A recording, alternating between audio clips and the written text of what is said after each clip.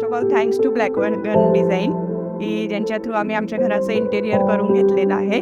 So we start this process means actually मला माझ्या एका कलिगकडनं यांचा रेफरन्स मिळाला. Then we call them and we started the process. तर इनिशियली आम्ही डिझायनिंग बघितली बिकॉज आम्हाला आधी मेन डिझाईन बघायची होती. त्यानुसार then we have to decide की आम्हाला कंटिन्यू करायचं आहे की नाही करायचं आहे. तर आम्ही डिझाईन बघितल्यानंतर आम्हाला तेव्हा त्यांनी within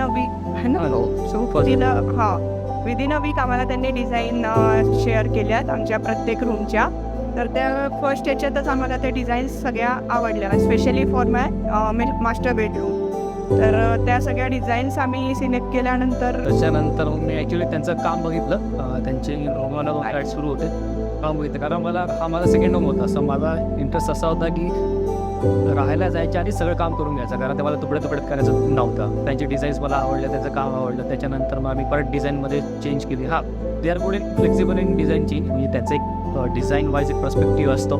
first as a customer पण ते बऱ्यापैकी लेवलला ॲडजस्ट करतात. प्लस त्यांचे पण जे स्टँडर्ड्स आहेत ते पण सांगतात. म्हणजे कधी कधी आपण कस्टमर्शन करू शकता आणि काय नाही ते क्लिअर ते आपल्याला कधी कधी ॲज अ कस्टमर आपण त्याला खूपच चेंजेस करतो पण ते ॲज पर डिझाईन एका फ्लोमध्ये राहत नाही. तर त्यांनी तो फ्लो मेंटेन करायला मदत केली.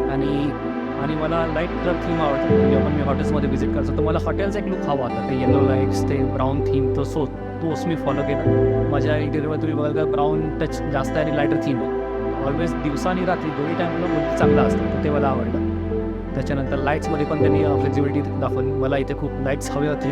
त्यांनी काही सजेशन दिले की जास्त होतील कमी होतील पण समवेअर मी कॉमन पॉईंट की मला जेवढे लाईट्स हवे त्यांनी ज्या लेवलला ते ॲडजस्ट करू शकले की इथं जास्त होते इथं कमी होते आणि आवडलं मला. मी ऑलमोस्ट मॅक्झिमम हॉलचे सगळे लाईट्स अल्टरनेट वापरतो बेस्ड ऑन माय मूड आणि कॉम्प्लिमेंट्स. त्यांची क्वालिटी ऑफ वर्क पण आम्हाला आवडलेलं आहे. ॲक्च्युली त्यांचं जे मीन्स फिनिशिंग जे आहे तर ती फिनिशिंग खूप छान वाटली. तर that is the more important thing मला ते वाटते की इंटेरियरमध्ये असायला हवी.